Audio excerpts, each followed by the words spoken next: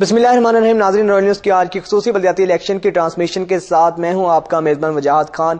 नाज़रीन, कल जो है बल्दियाती इंतखाबात का मार्का सजने जा रहा है। जो फाइनल राउंड है वो अपने होने जा रहा है अपने इख्तिताम को। कल जो है तीसरा मरहला इख्तिताम पजीर होगा। तीसरा जो मरहला बल्दियाती इंतखाबात का होगा, इस तरह 1, 2 और तीसरा फेज जो है इख्तिताम को होगा। मगर इसके साथ ये है कि खासतौर पर कराची की अगर बात की जाए तो काफ़ी ये जो तीसरा फेज है अहमियत इख्तियार कर गया है। कराची के अंदर देखा जाए तो पाकिस्तान तहरीक इंसाफ और जमात इस्लामी का एक इत्तेहाद बनाया है और दूसरी जानिब मुत्तहिदा कौमी मूवमेंट एक बड़ी सियासी ताकत है, सियासी कुव्वत है कराची की। खुर्शीद शाह भी कल कह चुके हैं कि इस हकीकत को तस्लीम करना चाहिए कि जो मुत्तहिदा कौमी मूवमेंट है वो एक बड़ी सियासी कुव्वत है। अब देखना यह है कि पंजाब के 12 और कराची के जो 6 अजला हैं इनका नतीजा क्या निकलेगा।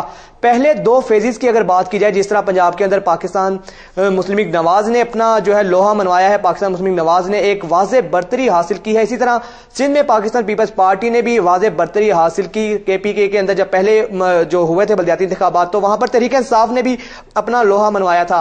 अब तीसरे मरहले में खासतौर पर इस वक्त क्या सूरत हाल है, क्या इसी तरह जो नताइज हैं वो वैसे ही रहेंगे जो पहले 2 मराहिल में देखने में आए, या फिर नताइज में कुछ तब्दीली इस हवाले से रूनमा होगी।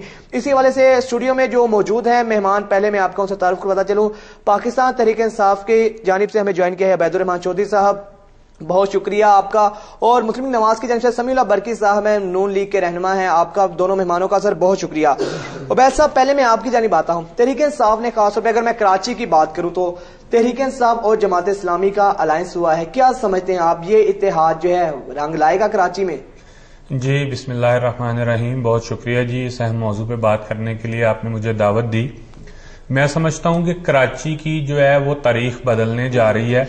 जिस तरह कहा जाता था, एक वक्त था कि कराची को रोशनियों का शहर कहा जाता था, लेकिन फिर इस शहर की रोशनियां जो हैं वो मान पड़ गई और लोग जो है वो दहशत की अलामत कराची बन गया। लोग कराची जो पाकिस्तान का एक अहम शहर था और एक तिजारती हब था, उसमें जो है वो जाना भी अपनी जान को जो है वो खतरे में डालने के मुतरादिफ समझा जाने लगा। लेकिन अब जो है पाकिस्तान तहरीक इंसाफ ने वहां पे इंशाअल्लाह ताला इस खौफ का खात्मा किया है। इमरान खान साहब बार बार कराची तशरीफ लेके गए हैं और उन्होंने इस इलेक्शन कैंपेन में बढ़ चढ़ कर हिस्सा लिया है।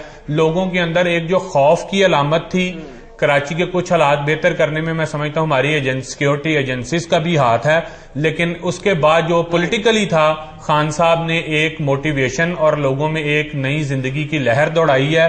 तो इंशाअल्लाह ताला आप देखेंगे कि ये इत्तेहाद भी जो है वो बारावर साबित होगा, इसके नताइज भी मुस्बत आएंगे और कराची में जो है वो जिंदगी की जो है किरण वो दोबारा से बहाल होगी। साहब, आपने कहा कि खान साहब भी वहां पर गए, इस सवाल से काफी उनका इस्तकबाल हुआ, आवाम ने बड़ा अच्छा पॉजिटिव फीडबैक भी दिया आपको। अगर तहरीक इंसाफ का वाकई ही इतना अच्छा रिस्पॉन्स मिला है अवाम की जानिब से, तो फिर आपको जमात इस्लामी के साथ इत्तेहाद करने की जरूरत क्यों पेश आई? क्या आप अकेले इलेक्शन लड़ना अपने आप को नहीं समझते थे कि आप कोई अच्छे नताइज नहीं दे सकते? दोनों जमातों ने जो मिलकर इलेक्शन लड़ा है। देखिए मेरी बात सुने, जिस तरह अगर आप MQM को कहते हैं कि खुर्शीद शाह साहब ने कहा कि वो एक सियासी कुव्वत है, इसी तरह अगर आप जमात इस्लामी को भी देखें तो उनकी भी वहां पर रूट्स मौजूद हैं। लेकिन ये था कि एक दहशत और खौफ की अलामत की वजह से वो लोगों को बाहर निकाल नहीं पाते थे।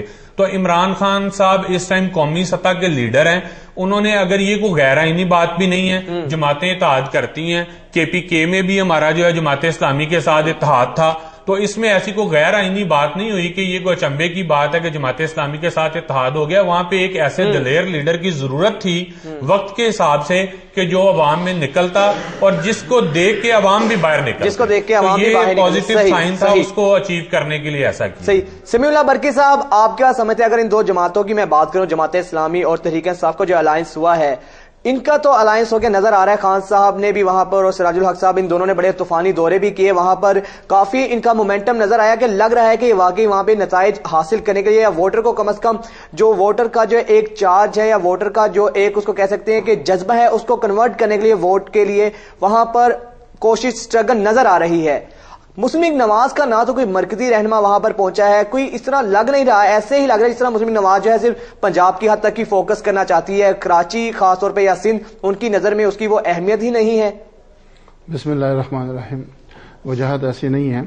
पाकिस्तान मुस्लिम लीग नून इस वक्त पाकिस्तान के तमाम सूबों में तमाम जगहों पर हुकूमत में हिस्सादार है, कहीं पर ज़्यादा है कहीं पर कम है। کل کا الیکشن جو کراچی کا ہے، جس طرح اسلام آباد کا آپ نے دیکھ لیا کہ اس کا رزلٹ کیا آیا، جو پہلے کی باتیں تھی کیا تھی کہ کیسی رزلٹ اس میں کیا آیا. کراچی میں دور نہیں ہے، کل کا دن ہے، کل کے دن میں انشاءاللہ اس کے ریزلٹس آ جائیں گے کہ کس نے کیا کیا، کس نے کچھ نہیں کیا. لیکن پی ایم ایل این نے وہ سٹیپس کراچی کے لیے جو پچھلے کوئی حکومتیں نہیں لے سکے. جو ابھی کا مطلب جتنی بھی اس میں امن کا ایک سلسلہ اگر ہم کراچی کی بات کرتے ہیں تو اس میں پی ایم ایل این کا بھی بہت بڑا کردار ہے. لیکن زیادہ کردار کس کو آپ دیں گے؟ کیونکہ رینجرز کی بھی بہت بڑی ایک کنٹریبیوشن ہے اس امن کو بحال کرنے کے لیے کراچی میں. فوج خالی پی ایم ایل این اکیلی تو کریڈٹ کی حقدار نہیں ہے نا. اس میں کوئی شک نہیں، آپ کی بات بالکل، رینجر کی اس میں بہت بڑا کردار ہے. لیکن بات یہ ہے کہ رینجر کو وہ اختیارات دینے میں جو سب سے پہلا قدم اٹھایا گیا وہ کس نے اٹھایا؟ وہ پی ایم ایل این حکومت نے اٹھایا. اس نے ہی پہلے اس کو ترجیح دی، فرسٹ پرائرٹی پہ رکھا کہ نہیں اس شہر کو بہتر کریں، پاکستان سے یہ جو دہشت گردی کی نالا جو ہمیں برباد کرے، ہمارے نسلوں کو برباد کریں، اس کا پہلا حل نکالے. تو اس کے لیے پی ایم ایل این نے جو بھی آپشنز مل رہے تھے، وہ جو بھی راستے مل رہے تھے، وہ سارے سٹیپس لیے ہیں.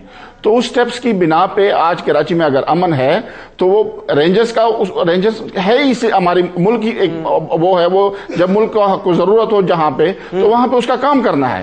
تو یہ ہے کہ اس میں پی ایم ایل این کی بہت بڑی وہ ہے. اگر وہاں پہ لوگ عام لوگوں سے جو پوچھے تو لوگ کہیں گے کہ ہمیں مطلب سپورٹ کس نے کیا. صحیح. اچھا، اگر پی ایم ایل این کی کنٹریبیوشن بھی ہے، پی ایم ایل این کو آپ کریڈٹ بھی دے رہے ہیں، لیکن وہاں پر P M L N active کیوں نظر نہیں آ رہی؟ کیا فوکس کیوں نہیں ہے کراچی؟ ہم نے مشاہدہ بھی کیا، دیکھا بھی وہاں پر باقی جماعتیں تو اس حوالے سے کافی متحرک نظر آتی ہیں. مسلم لیگ نواز ایک وفاق کی حکومت ہے، وفاق میں بھی وفاق کی جماعت ہے، آپ کی وفاق میں بھی حکومت ہے، پنجاب میں بھی آپ کی گورنمنٹ ہے. تو سر کراچی میں جانے سے گریزاں کیوں ہے؟ کیا وجہ ہے؟ آپ وہاں پہ فوکس کیوں نہیں ہے آپ کا؟ نہیں، ہم گریزاں بالکل نہیں ہے، ہم انڈیپینڈنٹ وہاں کراچی میں کام کر رہے ہیں اور انشاءاللہ کل کا جو رزلٹ آئے گا تو اس میں پی ایم ایل این کے ریزلٹس کو کل دیکھ لیں گے کہ اس میں کتنے لوگوں پی ایم ایل این کے آئے ہیں، کس طرح آیا، کیا سلسلہ آیا. لیکن یہ ہے کہ ہم ایک جماعت ہیں، ہمیں کسی کی سپورٹ کی ضرورت نہیں. چوہدری صاحب نے اس طرح کہا کہ پارٹیوں کی آپس میں مشاورت، آپس میں وہ یہ آئینی بات ہے، اس میں کوئی ایسی بات نہیں ہے کہ مطلب آپس میں مل جائیں. لیکن اس میں یہ ہوتا ہے کہ جو بڑی پارٹی ہوتی ہے نا، جو سب سے پہلے جس طرح خان صاحب نے پہلے کہا تھا کہ میں کسی کے ساتھ لحاق نہیں کروں گا، میں کسی کے ساتھ نہیں کروں گا، میں خود ایک اسکیم نیا پاکستان بناؤں گا، خود لوگوں کو نکالوں گا. تو مطلب اس کا مطلب یہ ہے کہ وہ باتیں غلط ہو گئی جو پہلے کہی گئی تھی. نہیں، لیکن اتحاد کرنے میں تو کوئی بری بات نہیں. وہ تو یہ کہہ بھی چکے تھے کہ میں جو اگر اتحاد ہوگا تو صرف اسی جماعت سے ہوگا جس کے ساتھ ان کا اب اتحاد ہوا ہے. عبید الرحمان صاحب، میں آپ کی جانب آتا ہوں.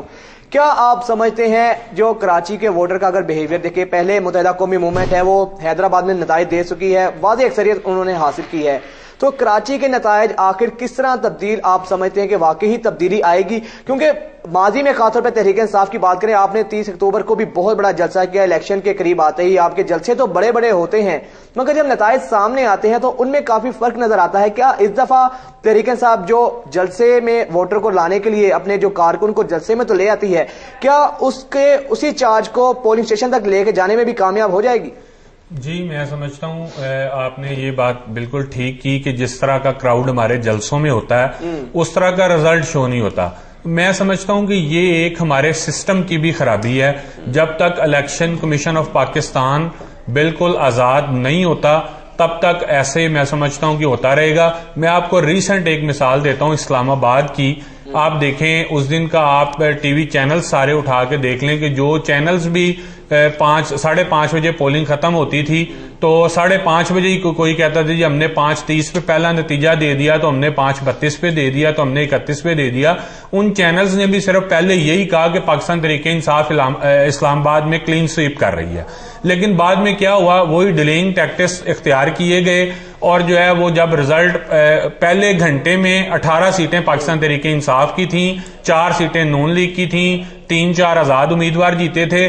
جوں ٹائم گزرتا گیا دوسری پارٹیوں کی اور آزاد کی تو سیٹیں بڑھتی گئیں، لیکن تحریک انصاف کو 18 تک محدود کر دیا گیا. اب میں آپ کو ایک جو بات اصل کرنے والی تھی، 600 جنرل کونسلرز کی سیٹیں تھی اسلام آباد میں، 50 یونین کونسلز تھیں.